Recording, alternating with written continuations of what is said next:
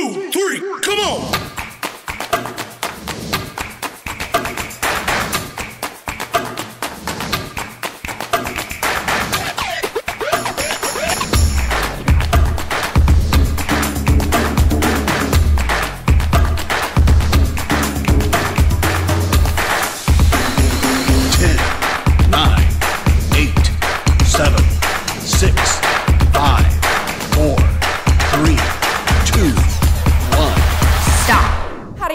Sama-sama belajar kayak gitu ya tentang keuangan kayak gitu. Bukan tentang kayak harus investasi dan lain-lain gimana, tapi kita sama-sama belajar apa yang menurut kebenaran firman-Nya Tuhan juga. Nah, tema saya hari ini saya kasih tema adalah uang itu tuan atau hamba dalam kehidupan kita.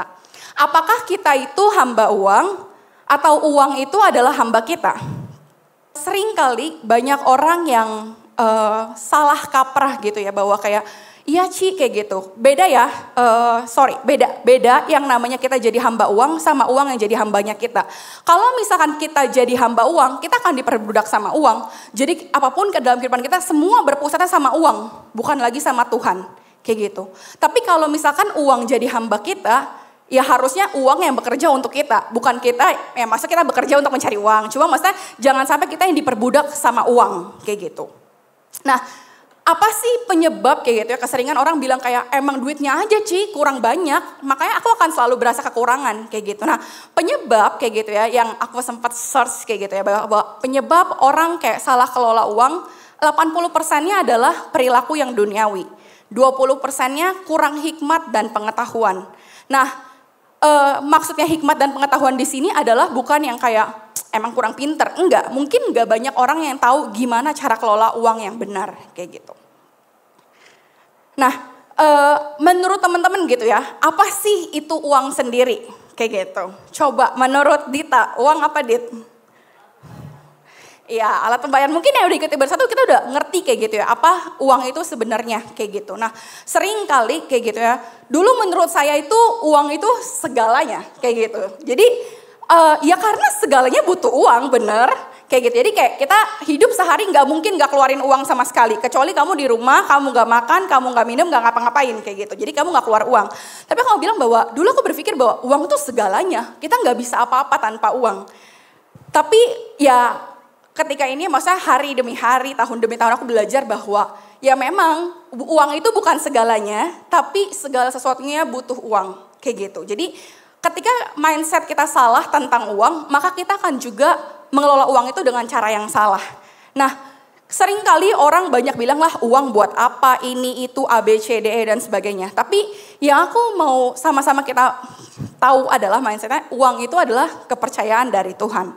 Amin. Jadi kalau kita tahu bahwa uang itu adalah kepercayaan dari Tuhan, kita tahu bahwa gimana kita harus mengelolanya.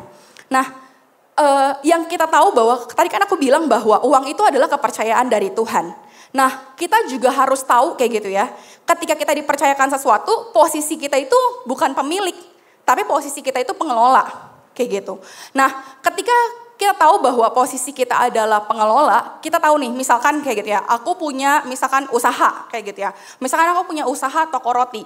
Nah, misalkan Dita kerja sama aku kayak gitu ya. Ini misalkan aja kayak gitu. Nah, terus Dita itu kan berarti aku pemiliknya, Dita itu pengelolanya kayak gitu kan. Nah, ketika Dita jadi pengelola, boleh gak dia pakai uang seenak-enaknya dia? Dia boleh gak, posisinya ditukar aja ya, Dita pemiliknya, aku yang kerja sama dia kayak gitu. Jadi kalau aku yang kerja sama Dita, nah aku boleh gak seenak-enaknya pakai uangnya, gue pengen beli bakso, gue pengen beli mie, gue pengen beliin barang-barang yang sekalipun buat ditaruh di toko, boleh gak? Gak boleh, karena posisi aku cuma pengelola. Dita itu pemiliknya dan aku harus tahu bagian aku. Jadi kalau Dita misalkan, uang yang ini kayaknya 10%-nya tuh harus dibagi ke pengemis deh, kayak gitu. Maksudnya kita bagiin roti-roti untuk orang-orang yang suka lewat di hari Jumat kayak gitu misalkan. Aku gak boleh marah dong kayak ngapain sih buang-buang uang dan lain sebagainya. Karena aku tahu bahwa posisi aku cuma pengelola, posisinya Dita itu adalah pemilik kayak gitu. Nah, sering kali gitu ya, kita apalagi anak-anak yang udah kerja, udah cari uang sendiri, udah usaha sendiri. Sering kali kita bilang kayak, ya udahlah gue udah capek kayak gitu. Ini emang bagian gue untuk self reward dan lain sebagainya. Nah, Tapi jangan sampai kita lupa bahwa memang kadang ada hal-hal yang kita bisa beli dengan uang kita. Tapi jangan sampai kita lupa bahwa uang ini hanya titipannya Tuhan. Uang ini adalah kepercayaannya Tuhan. Kayak gitu. Nah, selain itu sebelum kita masuk gitu ya, gimana cara-cara untuk mengelola keuangan, ada satu hal yang menurut aku sangat-sangat bagus gitu ya di ayat ini teman-teman. Kita sama-sama belajar di ayat ini untuk belajar sama-sama merasa cukup, kayak gitu. Kita sama-sama baca ayatnya dalam hitungan yang ketiga ya. BTW ini kelihatan gak ya? Kecil banget ya. Boleh dibuka juga, atau enggak apa, aku yang bacain aja. Ayat yang ke-11, saya mengatakan itu bukan karena saya masih merasa kekurangan, sebab saya sudah terlatih untuk merasa cukup dalam segala keadaan. Jadi saya tahu bagaimana bisa berbahagia, baik ketika hidup dalam kekurangan maupun dalam kelebihan. Karena saya sudah menemukan rahasia untuk dapat merasa puas dalam segala keadaan, baik kenyang maupun lapar, baik kaya maupun miskin. Jadi dari ayat ini kita belajar untuk merasa cukup kayak gitu. Kadang tuh setiap kita pasti merasa kayak, aduh gaji gue kayaknya kurang deh, masih kecil banget kok dibandingin teman-teman gue. Aduh uang gue tuh kayaknya gue gak bisa spending untuk hal-hal yang gue suka deh, kayak gitu. Maksudnya kita merasa bahwa selalu akan ada rasa kekurangan, selalu ada rasa dimana kita merasa gak cukup. Itu akan selalu ada. Gini ya, gak usah ngomong soal uang. Kalau diri kita gak belajar merasa cukup ketika kita punya pasangan, ketika kita punya suami, ketika nanti apapun itu gitu ya, akan selalu merasa, pasangan gue kurang ganteng ya, pasangan gue kurang cakep ya kayak gitu ya. Akan selalu ada kayak gitu. Dan maksudnya kalau kita gak belajar mencukupkan diri kayak gitu ya teman-teman, ya akan selalu ada rasa yang namanya rasa gak puas. Nah di ayat ini dibilang bahwa sebab sudah terlatih untuk merasa cukup dalam segala keadaan. Karena saya menemukan rahasia untuk dapat merasa puas dalam segala keadaan. Baik kenyang maupun lapar, baik kaya maupun miskin. Jadi rasa puas kita gak tergantung sama kita makan banyak atau enggak. Kita kenyang atau lapar. Kita kaya maupun miskin. Jadi sekalipun uang kita pas-pasan, kita kan tetap bisa merasa cukup. Kita kan tetap terus bisa merasa bahagia. Bukan tergantung seberapa banyak uang kita. Bukan seberapa banyak apapun barang yang kita miliki baru kita merasa puas dan cukup. Nah, di ayat ini Paulus bilang bahwa dia menemukan rahasianya. Di sini dia tahu bahwa dia merasa cukup karena Tuhan. Kayak gitu, dia tahu bahwa Tuhan yang segala sesuatunya penyedia, dia akan mencukupkan segala sesuatunya. Dia tahu ketika dia bersama Tuhan aja, mungkin dia gak harus punya harta yang banyak, dia gak harus punya barang-barang yang mewah untuk dia merasa cukup. Tapi dengan adanya Tuhan dalam kehidupan dia merasa cukup. Nah, hari-hari ini mari kita cross check dalam kehidupan kita, apakah rasa puas dalam kehidupan kita tergantung uang yang kita miliki, tergantung barang yang kita punya, atau kita ya udah dengan ketika gue bersama Tuhan, gue tahu Tuhan ada di samping gue, ya udah gue merasa cukup. Nah berkat itu juga nggak bicara soal materi aja. Makanya tadi di ayat ini dibilang bahwa baik kenyang maupun lapar, baik kaya maupun miskin. Ketika mungkin gaji kita mungkin di bawah UMR ataupun mungkin gaji kita kecil kayak gitu ya teman-teman. Berkat itu nggak bicara cuma soal jumlah uang. Tapi ketika kita bisa menikmati apa yang kita punya aja itu udah suatu berkat loh. Banyak orang kaya gak bisa menikmati apa yang mereka punya. Banyak orang kaya punya duit triliunan, punya duit MM-an kayak gitu ya. Tapi tetap merasa gak cukup, merasa gak puas, gak bisa menikmati apa yang mereka punya. Karena itu begitu pentingnya sukacita dan damai sejahtera pada Tuhan dalam setiap kehidupan kita. Untuk selalu merasa cukup. Jadi kunci kebahagiaan itu bukan terletak pada hartanya, tapi sikap hatinya kita. Jadi kayak orang-orang miskin gitu ya, misalkan orang-orang yang di jalanan gitu ya, mereka yang kayaknya makan roti aja sehari udah bisa senang banget, makan nasi Ambon aja mereka udah bisa bersyukur banget kayak gitu ya. Jadi ketika mereka gak punya sesuatu tapi mereka bisa tetap menikmatinya dengan rasa syukur, dengan sukacita kayak gitu. Nah kita mau sama-sama baca ayatnya di Pengkhotbah 5 ayat 10. Dalam hitungan yang ketiga, kita sama-sama baca ya. Orang yang saya lupa. 1, 2, 3. Orang yang mencintai uang dan berusaha mengumpulkan kekayaan tidak akan pernah puas dengan apa yang telah dimilikinya. Itu semua usaha yang sia-sia. Nah di ayat ini bilang bahwa orang yang mencintai uang dan berusaha mengumpulkan kekayaan tidak akan pernah puas dengan apa yang dimilikinya. Bukan berarti abis ini semuanya berhenti bekerja, enggak gitu. Jadi di sini adalah orang yang mencintai uang gitu ya. Orang yang mencintai uang tuh orang yang benar-benar kayak uang tuh adalah segala-galanya kayak gitu. Dan berusaha terus-menerus gitu ya, kayak kerja tanpa mengandalkan Tuhan. Itu yang salah, itu yang dimaksud di ayat ini kayak gitu. Nah, sering kali jangan sampai kita lupa bahwa sebenarnya bukan tentang kita menjadi orang yang kaya. Seringkali orang salah kaprah gitu ya, kayak gue harus sukses dengan cara ya udah dikaitkan dengan kata-kata kekayaan. Jadi gue sukses kalau gue udah kaya. Kalau gue nggak kaya berarti gue nggak sukses. Sukses itu banyak hal. Sukses itu alat pengukurnya tuh ada banyak hal gitu ya teman-teman. Jadi bukan berarti ketika kamu kaya, kamu punya duit 1 M baru kamu dikatakan sukses. Tapi ketika kamu bisa sekolah kayak gitu ya, bisa sekolah di tempat yang bagus, ketika kamu juara, ketika kamu bisa kerja di tempat yang baik, ukuran sukses seseorang tuh berbeda-beda. Jadi jangan menyamaratakan sukses itu kayak harus kaya, harus punya uang yang banyak. Nah, mari sama-sama mindset kita dirubah kayak gitu ya. Jangan sampai kita berpikir bahwa gue harus jadi orang yang kaya. Tapi mindset kita seharusnya sebagai orang-orang yang mengerti kebenaran firman Tuhan adalah bukan menjadi orang kaya, tapi menjadi orang yang diberkati Tuhan. Karena kalau fokus kita cuma menjadi orang-orang yang kaya, kita juga bisa. Nggak usah ke gereja, nggak usah ketemu Tuhan, nggak usah cari Tuhan. Ke Gunung Kawi lebih cepat. Ya kan? Maksudnya banyak hal untuk kita mencari uang untuk menjadi kaya. Makanya kenapa motivasi kita sangat penting. Tujuan kita sangat penting. Makanya ketika aku siapin ini benar-benar aku diingetin bahwa benar ya, maksudnya bukan untuk menjadi kaya tujuannya. Ya kita tahu mengerti semua kayak gitu ya. Maksudnya untuk menjadi kaya, untuk bisa menjadi berkat juga dan lain sebagainya. Tapi fokus kita jangan sampai salah. Ketika tujuan kita salah, cara kita juga pasti akan jadi cara yang salah. Kayak gitu. Kekayaan, kalau kita fokusnya orang kaya, ya udah kita akan pikir kayak segala cara yang bisa bikin gue cepat kaya. Ke Gunung Kawi, babi ngepet, dan lain-lain sebagainya. Kayak gitu, maksudnya banyak hal mencuri, mencopet, menipu orang. Banyak cara-cara instan menuju kaya, kayak gitu. Tapi kalau fokus kita bukan ke sana, fokus kita untuk menjadi orang-orang yang diberkati Tuhan, ya udah belajar bersyukur kayak gitu. Maksudnya ketika kita kayak gaji kita nggak seberapa pun, ya udah gue tetap kayak ya udah kerjakan bagian gue tetap bekerja sungguh-sungguh kayak gitu. Dan gue selalu percaya bahwa orang yang diberkati Tuhan, maksudnya orang yang diberkati Tuhan itu bukan bicara soal jumlah gaji yang harus gede, punya uang yang banyak. Tapi ketika dalam kesederhanaan pun kita berasa sukacita, damai sejahtera. Kita merasa bahwa penyertaan Tuhan selalu ada dalam setiap jalan kita, amin. Nah, tapi hari ini gitu ya, kenapa sih penting banget finansial dalam kehidupan kita? Karena banyak banget gitu ya, aku sering dengar banget gitu ya, maksudnya anak Tuhan mah jagonya gereja doang kayak gitu. Tapi lihat tuh, ekonominya nggak baik-baik aja, keluarganya hancur, terus nggak kerja, terus di pekerjaan main-main, di pekerjaan nggak naik-naik pangkat dan lain sebagainya kayak gitu. Jadi mari kenapa pentingnya untuk kita sama-sama belajar tentang finansial ini teman-teman. Nah, apa sih kayak gitu ya yang kita harus lakukan untuk mengelola keuangan kita. Nah, sebelum masuk ke poin pertama gitu ya teman-teman. Jadi pasti banyak banget challenge dalam kehidupan kita dalam mengelola keuangan. Entah itu gaji kita yang mungkin pas-pasan, entah itu mungkin sumber uang kita baru dapat cuma dari gaji doang, gak ada dari sumber pendapatan lain-lainnya. Ataupun masih banyak hal-hal lainnya struggle yang kita temuin dalam kehidupan kita. Nah, yang pertama ini mari kita sama-sama belajar adalah merencanakan dengan baik. Kayak gitu.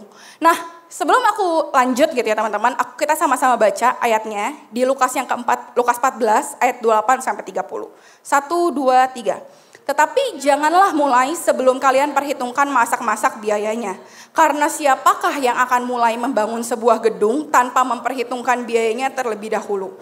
Dan memeriksa apakah uangnya cukup untuk segala perongkosan. Kalau tanpa perhitungan mungkin baru selesai alasnya saja. Ia sudah kehabisan uang. Lalu semua orang akan mentertawakan dia. Kau lihat orang itu, ejek mereka. Ia ingin membangun gedung tetapi belum apa-apa sudah kehabisan uang. Nah, di ayat ini dikasih tahu gini ya. Makanya kenapa penting banget untuk kita tuh baca Alkitab. Karena di Alkitab tuh bukan cuma sekedar perintah-perintah Tuhan. Kamu mengasihi orang tua, mengasihi Tuhan, mengasihi sesama. Tapi seluruh kehidupan kita ini tuh kayak manual booknya. Ini tuh kayak panduan dalam kehidupan kita. Di ayat ini tertera jelas bahwa janganlah mulai sebelum kalian perhitungkan masak-masak biayanya. Jadi ketika kita mau melakukan sesuatu, planning dulu. Jangan lakukan sesuatu, ya udah keluarin aja uangnya. Oh mau beli ini, beli aja kayak gitu. Ketika kamu gitu ya, mungkin kita belum merasakan kayak gitu ya, tapi mungkin suatu hari nanti ketika kita mau membangun rumah tangga, kita mau beli rumah kayak gitu ya, kita mungkin beli rumahnya tuh mulai dari tanahnya dulu nih, kita beli rumah dari tanahnya dulu, terus mungkin belum ada rumahnya kan, belum jadi rumahnya.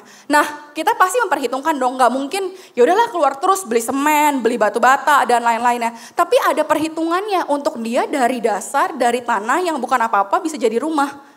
Sama dalam kehidupan kita, mungkin kita bukan lagi kayak bangun rumah ya dalam kehidupan kita ketika kita lagi keluar uang untuk beli sesuatu dalam kehidupan kita. Tapi mari merencanakan sesuatu dengan baik kayak gitu. Nah ini sama kayak gitu ya, kurang lebih ini pasti firmannya akan kurang lebih sama. Karena kita sama-sama hari ini bahas keuangan dengan ibadah satu kayak gitu. Dengan apa yang tadi Karen udah sharingin. Nah jadi pas aku cari-cari gitu ya tentang di internet tentang perencanaan kayak gitu ya.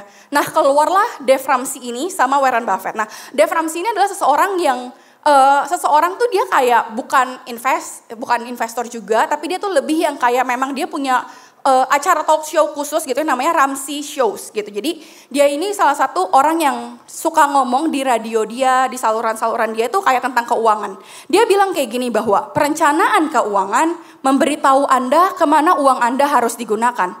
Bukan membuat Anda penasaran kemana uang Anda harus digunakan. Nah jadi perencanaan keuangan memberitahu kita kemana uang kita akan digunakan kayak gitu.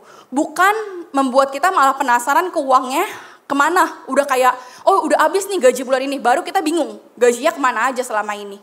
Tapi makanya itu pentingnya membuat perencanaan. Nah, jadi aku tuh orang yang selalu gitu ya, selalu bikin kayak tiap bulan kayak pengeluaran apa aja yang memang pokok kayak gitu yang harus aku keluaran. Misalkan uang listrik, uang air, uang maintenance, uang lain-lainnya.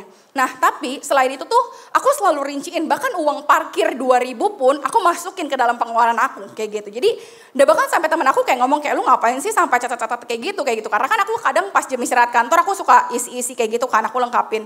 Sampai teman aku tuh nanya, dan ada, bukan cerita lucu sih sebenarnya, ini memang pengalaman hidup gitu. Jadi ada saat gitu ya dimana keadaan aku tuh sama keluarga aku lagi gak baik-baik aja kayak gitu. Maksudnya 2 tahun lalu mungkin kayak gitu ya, kayak 2 tahun lalu atau beberapa tahun lalu, pokoknya intinya aku tuh bener-bener ngaturin seketat itu uang yang masuk sama uang yang keluar. Bukan cuma uang aku kayak gitu, tapi uang Caca juga kayak gitu. Jadi semua gaji Caca harus ditransfer ke aku pada saat dia gajian.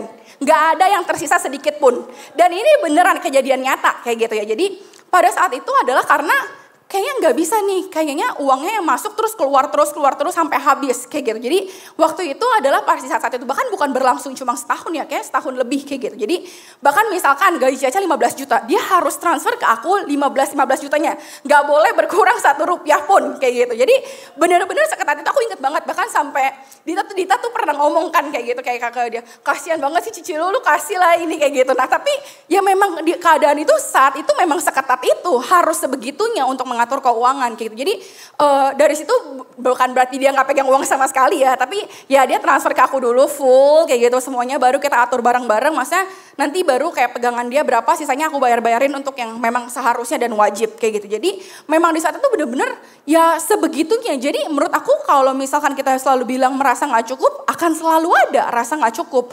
Tapi gimana kita ngaturnya kayak gitu. Jadi dan zaman sekarang gitu ya teman-teman, banyak hal banget cara untuk kita mengatur keuangan sih. Dan biasanya ketika aku input kayak pengeluaran per bulan, aku bukan cuma input ke GSeed itu pengeluaran per bulan, tapi hal-hal yang aku keluarin juga, misalkan pengeluaran per bulan tuh misalkan 5 juta. Sisanya dari gaji aku untuk pengeluaran bulanan itu, aku tetap listin kayak parkir 2.000, beli makan berapa dan lain-lain sebagainya kayak gitu. Jadi dan bahkan gini ya, kalau misalkan biasa kan orang bilang buat kebutuhan pokok harus bener-bener kayak ya udah utamain kebutuhan pokok. Bahkan di saat itu makan itu bukan kayak kebutuhan pokok yang harus kayak oh ya budgetnya misalkan 20.000 sekali makan. Oh harus keluar 20.000, enggak. Bahkan di saat itu kalau misalkan kita itu budget maksimal kita yang kayak misalkan 15.000 nih, 20.000 kayak gitu ya. Bahkan kayak udah 20.000 tuh maksimal untuk keluar uang makanan kayak gitu. Jadi bener-bener ditekan sebegitunya. Karena ya di saat itu sangat penting kayak gitu untuk kayak bener-bener. Karena kalau kita gini ya, kalau kita cuma nurutin bahwa nggak cukup, tapi kita nggak ngatur bener-bener, ya udah mau sampai kapan cuma berkutat dengan hal itu. Makanya itu kita harus bener-bener mengatur keuangan itu untuk sampai sedetail itu kayak gitu. Untuk bener-bener, karena gini ya, kita yang rasa cukup itu bukan ditentukan seberapa banyak uang yang kita punya, tapi gimana kita mengelolanya. Gimana kita untuk bisa kayak berkata stop untuk sesuatu yang sebenarnya nggak perlu-perlu banget, kayak gitu. Nah, berikutnya kayak gitu ya, Warren Buffett pernah berkata bahwa if you buy things you don't need, soon you will have to sell things you need. Nah, ketika kita beli barang gitu ya, mungkin di keadaan yang sekarang udah lebih baik dan lain sebagainya. Nah, sampai aku inget banget kayak gitu, ini pengalaman pribadi juga. Caca tuh sering banget kayaknya bilang kayaknya kita perlu beli ini deh buat di rumah kayak gitu. Atau enggak dia bilang kayak dia pengen beli sesuatu yang dia suka kayak gitu. Misalkan kayak Popmart atau apa kayak gitu. Terus aku sampai bilang kayaknya nggak perlu dulu. Jadi dia sampai kesel gitu ya. Kan gue udah pernah bilang ini butuh di rumah kayak gitu. Ini yang kebutuhan kayak gitu. Jadi dan aku merasa bahwa selama itu bisa pakai yang lain dulu, bisa digantikan dengan hal lain dan fungsinya ya mirip-mirip walaupun tidak sepenuhnya digantikan, ya udah kenapa harus beli kayak gitu. Dan ketika dia mau beli barang yang dia suka, aku bilang kayaknya nggak perlu deh, sayang. Padahal itu di saat itu ya udah itu udah uang dia sendiri, udah nggak digabung lagi gitu uangnya kayak gitu ya. Jadi dan dia bilang kayak terus aku bilang kayak ya udahlah nggak usah beli dulu kayak gitu sayang kayak gitu. Terus dia sampai titik di mana pas kita balik lagi kayak ke mall itu atau enggak ke tempat yang dia mau beli barangnya sampai barangnya udah nggak ada kayak gitu, sampai mungkin dia menyimpan kesalahan itu kayaknya ke aku kayak gitu ya. Jadi pasti ada di mana yang kayak dia pengen tapi ya tertahan kayak gitu. Jadi ya itu sebegitu pentingnya kayak gitu. Jadi ada hal-hal yang kita pengen mau harus bisa bedain mana yang kemauan, mana yang kebutuhan kayak gitu sih. Nah, di ayat Amsal 28 ayat 19 dibilang seperti ini. Siapa yang bekerja keras akan puas menikmati hasilnya. Tetapi orang yang membuang-buang waktu dengan hal yang sia-sia akan kenyang menikmati kemiskinan. Nah, teman-teman di ayat ini dibilang bahwa jangan sampai kita membuang-buang waktu dengan hal yang sia-sia. Kayak gitu. Nah, sama kayak tadi yang dibilang Warren Buffett kayak gitu ya tentang beli barang. Ketika kita beli barang, mari bedakan mana yang apapun lah ya, bukan cuma barang kayak gitu. Makanan juga, makanan gak harus kamu makan makanan mewah di mall, tapi ketika kita makan di warung nasi Ambon pun udah cukup ya udah kayak gitu. Ya kamu kenyang kayak gitu, kamu gak mati. Jadi gak harus segala sesuatu tuh kayaknya harus yang wow kayak gitu. Gak segala sesuatu harus yang sesuai dengan keinginan kita kayak gitu. Dan kita mari bersama-sama belajar bahwa kita lihat lagi kemampuan kita, bahwa uangnya cukup gak ya, uangnya mampu gak ya untuk kita afford it kayak gitu maksudnya. Nah biasain gitu ya, nah ada temen aku juga, aku punya temen yang kayak maksudnya sering banget belanja kayak gitu. Jadi ketika lihat barang, jangan kamu langsung beli. Kalau bisa kayak gitu ya, aku kayak maksudnya kayak ketika aku atau Aca mau beli barang kayak gitu ya, aku selalu masa kasih tau dia bahwa kayak ya udah coba tahan dulu ya, masa kita lihat dulu nih, maksudnya kayak bener-bener butuh gak sih barangnya, atau kayak pikirin dalam beberapa waktu. Karena ketika kita ngelihat barang, otomatis kalau ini barangnya lucu, kita merasa bahwa kayaknya oh bagus deh kayak gitu, maksudnya kita kan otomatis kayak udah beli aja lah, gue ada duitnya kok, gue bisa beli kayak gitu. Nah tapi coba pikirin kayak misalkan ya udah kamu nggak usah beli pada saat kamu ke mall itu, ya udah kamu pulang dulu, kamu pikirin dulu sehari, dua hari, seminggu, 2 minggu, kamu pikirin lagi bener-bener gak sih kamu butuh barang itu kayak gitu. Nah atau enggak dan temen aku kayak gitu ya, ada cara tipsnya adalah kamu menghitung sampai 1000 kayak gitu. Jadi ketika kamu mau beli barang sesuatu, kamu hitung dulu sampai 1000. Jadi bener-bener tuh kamu yakin gak kamu mau beli barang itu di saat itu kayak gitu. Nah sama kayak gitu ya teman-teman, hal yang sia-sia di sini bukan cuma berarti barang, tapi hati-hati dengan belanja, seperti kayak judi juga, hal-hal yang gak benar kayak gitu ya teman-teman. Next, Nah, ayat di Pengkhotbah 6 ayat 9 ini dibilang bahwa lebih baik melihat saja daripada menuruti nafsu. Ini pun kesia-siaan dan usaha menjaring angin. Nah, aku sempat cari di versi lainnya, dibilang kayak gini, ya lebih baik menikmati apa yang ada padamu daripada menginginkan sesuatu yang tidak kamu miliki. Semuanya itu sia-sia sama seperti berusaha menjaring angin. Jadi dari ini jelas bahwa lebih baik menikmati apa yang ada pada kita. Jangan kita kayak menginginkan sesuatu yang kita nggak miliki kayak gitu. Jangan kita menaruh kebahagiaan kita kepada barang-barang yang kita nggak miliki. Jadi belajar bahagia, belajar merasa cukup dengan apa yang kita punya. Nah next, yang kedua itu adalah belajar mengelola apa yang Tuhan percayakan dalam kehidupan kita. Ayatnya ada di Matius 25, ayat yang ke-26 sampai 28. Dibilang seperti ini. Jawab Tuhan itu kepadanya, kamu pegawai yang jahat dan malas. Kamu tahu bahwa saya mengambil banyak keuntungan dari usaha orang lain. Termasuk mengambil hasil di mana saya tidak menanam atau menabur. Maka seharusnya kamu menyimpan modal saya itu di bank supaya mereka menjalankannya dan saya bisa mendapatkan uang itu kembali bersama dengan bunganya. Sebab itu ambillah talenta ini daripadanya dan berikanlah kepada orang yang mempunyai 10 talenta itu. Nah, kita sama-sama tahu cerita tentang talenta ini kayak gitu ya teman-teman. Ada orang yang dikasih 2 talenta, 5 talenta, 1 talenta kayak gitu. Nah, ketika Tuhan kasih kemampuan itu menurut kemampuan mereka masing-masing talenta itu. Jadi jangan kita merasa iri kayak dia diberkati Tuhan banget, dia kaya banget.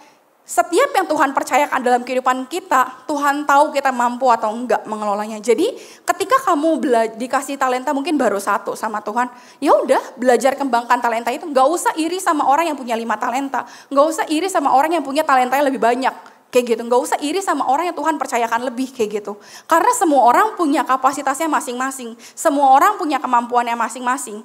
Jadi belajar untuk mengelola apa yang Tuhan percayakan. Nah, ketika kita dikasih kepercayaan 1 talenta aja kita nggak bisa jaga, Tuhan akan bilang seperti ini, ambillah talenta itu daripadanya, berikanlah kepada orang yang punya 10 talenta itu.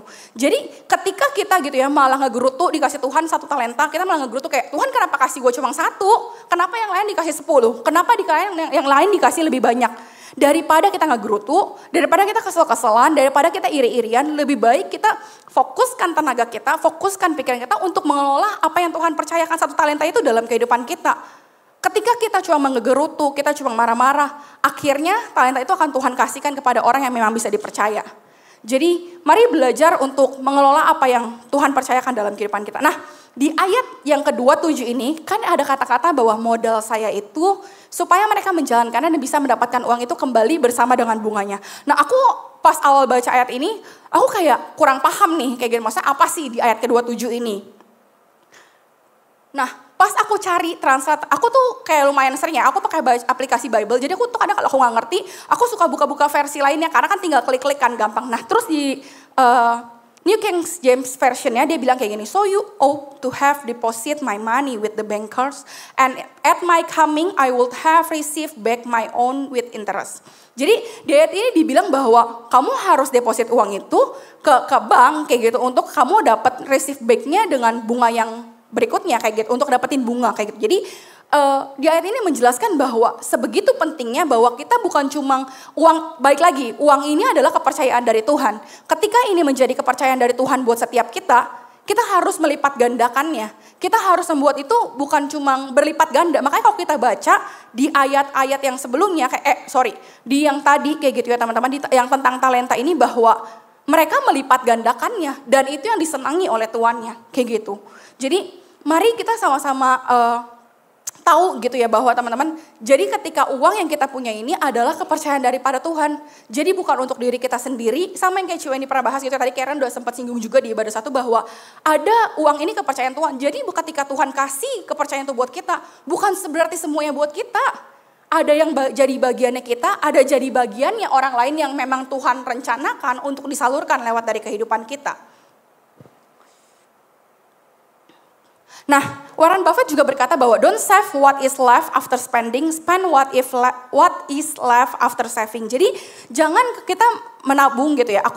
Maksudnya kan kalau dulu kayak pas-pasan banget nih kayak gitu. Aku selalu usahain untuk kayak ya udah, bahkan waktu itu di saat itu nggak bisa nabung. Tapi aku belajar buat kayak menabung itu nggak harus kamu tunggu uang punya 100.000 kamu bisa tabungin. Bahkan dari uang 10.000 kayak ya udah ditabungin aja sebulan sekali 10.000, 20.000 dan seterusnya. Jadi jangan menunggu udah bayar ini itu dulu baru kita nabung. Tapi lihat lagi kebutuhan pokoknya mana aja yang jadi kebutuhan pokok, terus sisanya yang bisa kita pakai, ya itu yang harus kita tabungin dulu sebelum kita belanjain hal-hal yang lain. Nah, berikutnya gitu ya teman-teman, ketika kita mengelola apa yang Tuhan titipkan dalam kehidupan kita, mungkin gak secara langsung Tuhan menitipkan itu ke dalam punya kita. Contoh, kayak gaji, itu Tuhan emang titipkan ke kita untuk kita kelola buat diri kita sendiri dan orang lain. Tapi ada di mana-mana orang-orang yang bekerja kayak gitu ya. Bahkan kayak misalkan contoh jadi finance di gereja, jadi finance, accounting di kantor, di perusahaan kayak gitu ya. Ataupun hal-hal dalam keuangan lainnya yang kamu dipercayakan. Nah itu jangan sampai kita melalaikan hal itu kayak gitu. Kita bertanggung jawab juga untuk mengelola apa yang Tuhan percayakan lewat orang lain dalam kehidupan kita. Di ayat ini dibilang bahwa, jadi jikalau kamu tidak setia dalam hal mamon yang tidak jujur, siapakah yang akan mempercayakan kepadamu harta yang sesungguhnya? Dan jikalau kamu tidak setia dalam harta orang lain, siapakah yang akan menyerahkan hartamu sendiri kepadamu? Jadi mari gitu ya, dalam hal terkecil sekalipun gitu ya, misalkan contoh kamu diminta tolong bos kamu minta tolong teman kamu, beli sesuatu misalkan sesimpel lewat Grab, harga di Struk itu kadang suka lebih mahal, harga di Grab itu lebih murah karena ada promo-promo dan lainnya. Ketika kita belajar untuk menjadi orang yang jujur, bertanggung jawab, kita akan melaporkan bahwa bukan soal walaupun Struknya itu ada gitu ya, kamu akan tetap melaporkan harga yang murahnya, harga actualnya yang sesuai dengan Grab gitu. Sesimpel itu sih, maksudnya banyak hal yang bisa kita pelajari gitu ya, tapi sesimpel itu dulu aja. Masa banyak hal-hal simpel dalam kehidupan kita yang mari kita sama-sama belajar untuk bertanggung jawab yang Tuhan percayakan dalam kehidupan kita. Nah, yang ketiga itu kita sama-sama belajar untuk memberi kayak gitu. Nah, hari ini aku nggak bahas detail tentang persembahan, tentang persepuluhan, karena kita sama-sama udah sempat dengar juga pas lagi di sharing kayak gitu ya. Nah, tapi hari ini yang aku mau bacain ayatnya adalah di Lukas 12 ayat 33. Dibilang seperti ini, jualah semua harta bendamu dan sumbangkanlah uangnya kepada orang-orang miskin. Dengan begitu kamu mengumpulkan bagi dirimu harta kekayaan yang tidak bisa lapuk, yang harta surgawi yang tidak akan pernah habis. Di sana hartamu aman karena pencuri tidak bisa mencurinya dan ngengat tidak bisa merusaknya. Jadi abis ini pulang kita jual semua harta kita. Enggak ya. Tapi ayat ini yang aku mau tekankan adalah bukan soal jual semua harta kita. Tuhan gak minta kita jual semua harta kita. Tapi di ayat ini dibilang bahwa kamu mengumpulkan bagi dirimu harta kekayaan yang tidak bisa lapuk. Yaitu harta surgawi yang tidak akan pernah habis kayak gitu ya. Orang yang cinta Tuhan gak akan pernah hitung-hitungan. Kalau tadi gini ya, ketika kita memberi kayak gitu ya, itu mengajarkan hati kita untuk kita gak cinta uang sih. Untuk kita gak jadi hamba uang. Sama kalau tadi di beda satu Karen bilang bahwa itu ketika kita memberi adalah untuk menyunat hati kita dari kita menjadi cinta uang. Kayak gitu. Jadi ketika kita memberi, kita lagi ngajarin diri gue bahwa kayak gue gak boleh cinta uang. Kayak gitu. Dan aku mau bilang bahwa kayak ketika memberi kayak gitu ya, mari pastikan bahwa kita memberi bukan karena untuk dipuji, memberi bukan karena untuk dilihat orang lain, tapi memberi karena dengan sukacita. Dan kita mengerti. Dan aku sangat-sangat belajar gitu ya, tentang memberi ini dari mami aku kayak gitu. Walaupun kadang menurut aku kayak nggak masuk logika nih ngasih orangnya nih, kayak nggak dapat lah perhitungannya kayak gitu ya. Maksudnya kayaknya ini terlalu over nih kayak gitu. Tapi aku belajar bahwa bukan soal tentang jumlahnya ketika kita memberi, tapi adalah soal kerelaan hatinya itu yang kita belajar untuk sama-sama memberi teman-teman. Nah di ayat berikutnya dibilang seperti ini. Di 2 Korintus 9 ayat yang 6 sampai yang 7 bahwa dibilang seperti ini. Perhatikanlah ini, orang yang menanam sedikit akan menuai sedikit. Dan orang yang menanam banyak akan menuai banyak. Hendaklah kalian masing-masing memberi dengan sukarela, bukan dengan sedih atau karena paksaan. Sebab Allah mengasihi orang yang memberi dengan senang hati. Ketika kita memberi, pastinya kita memberi dengan sukacita yang tadi aku bilang. Motivasi hati kita ketika memberi sangat penting. Jadi ketika memberi, itu bukan soal tentang kayak seberapa banyak yang kita kasih. Karena di Alkitab pun persembahan yang menyenangkan hati Tuhan bukan dari orang-orang yang kaya yang ngasih banyak, tapi dari seorang janda yang cuma memberikan berapa peser, 2 peser doang dia, tapi Tuhan disenangkan dengan itu. Jadi ketika kita memberi bukan tergantung kita punya uang banyak, punya segalanya. Jadi ketika kamu punya uang misalkan tersisa 10.000 pun, ya mungkin ya kamu sisa 10.000, terus kamu mungkin harus hidup kayak hari ini kayak gitu, masih di pagi hari gitu ya. Ya mungkin emang kamu gak bisa kasih semuanya, tapi dari 10.000 itu bisa loh. Mungkin kalau kamu bisa kasih semuanya ya kasih semuanya, tapi kalau kamu ada yang kamu bisa kasih 2.000 dari punya kamu ke orang yang lagi minta-minta, why not? Kayak gitu. Karena memberi itu bukan soal tergantung seberapa banyak yang kita punya, tapi soal keputusan hati kita. Karena orang yang kaya sekalipun, punya uang banyak sekalipun, tapi kalau emang hatinya gak terbiasa untuk memberi, gak punya sikap hati untuk mau mengasihi, mereka gak akan memberikan kepada orang lain. Kayak gitu. Jadi karena gini ya, segala sesuatu tuh harus kita pupuk dari kecil, sedini mungkin. Jadi kalau kita gak belajar memberi dari kita sekarang, gimana nantinya? Nah di ayat yang di 10 bilang bahwa gini, nah sebagaimana Allah menyediakan bibit untuk ditabur dan makanan untuk dimakan bagi penabur, demikian juga Dia akan memberkati kamu dengan berlimpah-limpah. Artinya Dia akan memampukan kita untuk menabur dengan murah hati bagi orang lain. dan memberimu upah atas perbuatan-perbuatan baikmu itu. Jadi ketika apa yang Tuhan titipin dalam kita, kehidupan kita, di ayat ini dibilang bahwa menyediakan bibit untuk ditabur. Jadi dari seluruh yang Tuhan titipkan dalam kehidupan kita, bukan semuanya untuk kita. Ada yang kita harus bagikan ke orang lain, ada yang harus kita salurkan ke orang lain. Di Amsal 11 ayat 24 bilang kayak gini. Ada orang yang sering membantu sesamanya, tetapi justru bertambah kaya. Ada yang terlalu kikir, tetapi semakin miskin. Jadi pemberian itu nggak membuat kamu miskin, nggak membuat kita akan jadi melarat. Tapi sikap hati kita yang sangat penting dalam hal ini, teman-teman.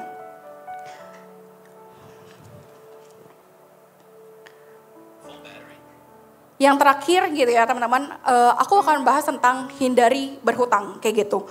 Nah, berhutang itu jangan sampai kita di ayat ini dibilang bahwa segeralah berdamai dengan lawanmu selama engkau bersama-sama dengan dia di tengah jalan. Supaya lawanmu itu jangan menyerahkan engkau kepada hakim dan hakim itu menyerahkan engkau kepada pembantunya dan engkau dilemparkan ke dalam penjara. Aku berkata kepadamu, sesungguhnya engkau tidak akan keluar dari sana sebelum engkau membayar hutangmu sampai lunas. Janganlah kamu berhutang apa-apa kepada siapapun juga. Tetapi hendaklah kamu saling mengasihi. Dia ini dibilang bahwa hindari yang namanya berhutang. Kayak gitu teman-teman. Sekalipun kamu mau berhutang buat usaha pun, pakailah perencanaan yang baik. Rencanakan segala sesuatu dengan baik. Hati-hati bukan cuma soal tentang utang ini gitu ya. Tapi hati-hati dengan cicilan. Hati-hati dengan segala sesuatu yang zaman sekarang tuh sangat gampang. Dengan sisi, dengan GoPayLater, dengan apapun itu zaman sekarang. Hati-hati dengan hal-hal itu teman-teman. Jadi jangan sampai kita malah jadinya kayak oh yaudahlah bayar pakai bisa dulu kok pakai ini, akhirnya lama-lama terjerat hutang.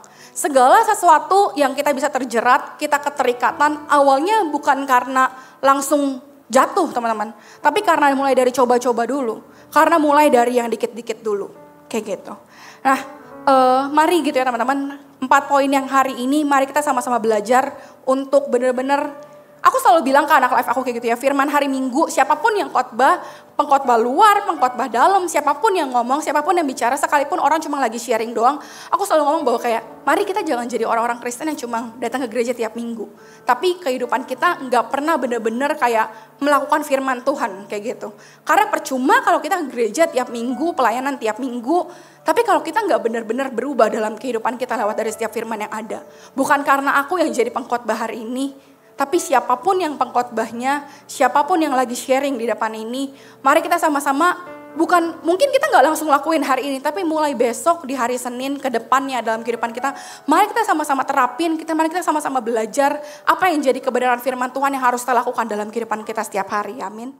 Terima kasih sudah menyaksikan serial pengajaran kami hari ini. Dan jangan lupa untuk subscribe channel YouTube Next Gen supaya teman-teman bisa mendapatkan notifikasi dan informasi terupdate mengenai serial pengajaran kami yang lainnya. Dan untuk kamu yang belum memiliki komunitas atau baru pertama kali menerima Tuhan Yesus sebagai Tuhan dan Juru Selamat, yuk join dan gabung di Next Gen. Kita sama-sama beribadah, bertumbuh, dan belajar untuk hidup lebih lagi bagi Tuhan. Sebelum kita akhiri, mari kita bersatu di dalam doa. Tuhan, terima kasih untuk hari ini, untuk kesempatan yang Kau berikan. Kalau kami sudah mendengarkan firman-Mu, biarlah firman-Mu bisa tertanam, bertumbuh, dan berbuah di setiap hidup kami ya Tuhan. Biarlah kami nggak cuma merenungkan, tapi kami juga bisa menghidupi dan mempraktikkan firman yang telah kami dengar ya Tuhan. Terima kasih, di dalam nama Tuhan Yesus kami telah berdoa dan mengucap syukur. Haleluya, puji Tuhan, amin. Sampai jumpa teman-teman, dan Tuhan berkati. Bye.